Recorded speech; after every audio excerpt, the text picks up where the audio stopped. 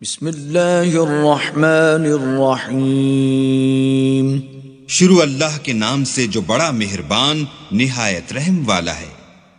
سوال یہ ہے کہ کیا غیر محرم عورت کو میت کو کندھا دیا جا سکتا ہے؟ یعنی ایک عورت ہے وہ فوت ہو گئی ہے، اب غیر محرم اس کے محلے کے لوگ ہیں، اس کے گاؤں کے لوگ ہیں، اس کے بستی کے لوگ ہیں، کیا اس کی میت کو کندھا دے سکتے ہیں؟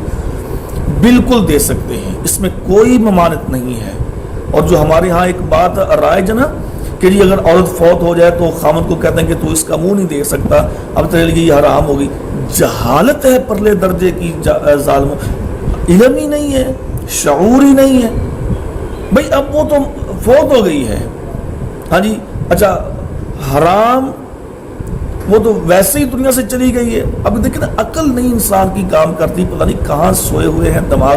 وہ بھائی وہ تو ویسے ہی بیچاری فوت ہو گئی، دنیا سے چلی گئی ہے، اب حلال اور حرام کا تو سلسلہ باقی رہا ہی نہیں ہے۔ تو کس قدر یہ جہالت ہے۔ بالکل اس عورت کا خامن چہرہ دیکھ سکتا ہے، بلکہ اسے غسل دے سکتا ہے، ہاں جی، اور اس کے ساتھ جو یعنی کہ اس کو اٹھانا، نہلانا، دفنانا، یہ سارے کام وہ کر سکتا ہے۔ اب خاوند کو جی تو پیچھے آ جا، تیرے لیے یہ حرام ہو گئی، اچھا اس کے لیے حرام ہوگی تو باقیوں کے لیے وہ حلال ہوگی، نعوذ باللہ۔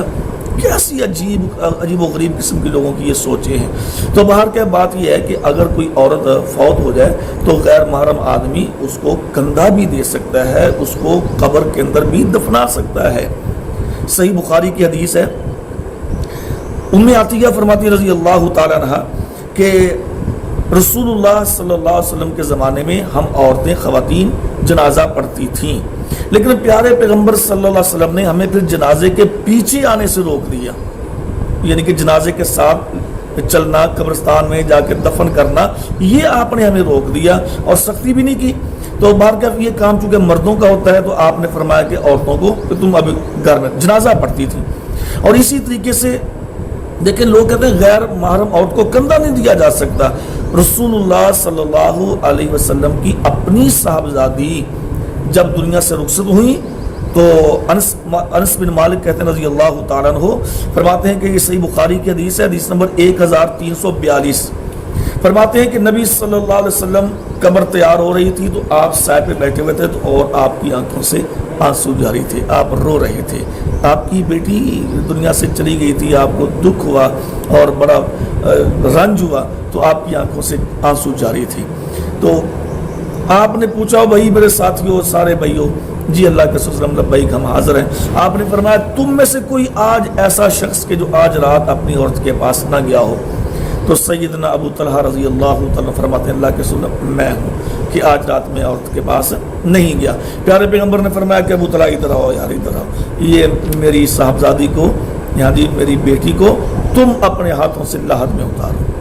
اللہ اکبر کبیرہ، یعنی کہ نبی صلی اللہ علیہ وسلم کی بیٹی کو سیدنا ابو طلحہ رضی اللہ تعالیٰ عنہ نے اپنے ہاتھوں سے لحد میں قبر میں اتارا۔ ہاں جی، حالانکہ غیر محرم ہے، سیدنا عثمان رضی اللہ تعالیٰ عنہ کی بیوی ہیں اور عثمان بھی ساتھ ہیں، ابوبکر صدیق بھی ساتھ ہیں، عمر بھی، بلکہ خود پیارے پیغمبر بھی موجود ہیں، لیکن آپ نے فرمایا کہ نہیں طلحہ تم آؤ اور میری بیٹی کو قبر میں اتارو۔ تو یہ صحیح بخاری کی حدیث ہے، حدیث نمبر 1342 ہے۔ تو اس لیے میرے بھائیوں غیر محرم عورت کو کندھا بھی دیا جا سکتا ہے اور اسے اٹھا کے قبر کے اندر بھی، لحد کے اندر بھی اتارا جا سکتا ہے، اس میں کوئی حرج نہیں ہے، اس میں کوئی ممانعت نہیں ہے۔ عجیب ہمارے لوگوں کا ذہن ہے، جب زندہ ہوتے ہیں تو عورتوں کے ساتھ کندھے سے کندھا جوڑ کے چلتے ہیں، اس وقت ان کو شریعت یاد نہیں آتی، جب دنیا سے چلے جاتے ہیں پھر ساری شریعتیں ان کو وہ بھی من کر اس وقت ان کو یاد آ جاتی ہیں۔ بس اللہ رب العالمین ہدایت دے اس قوم کو۔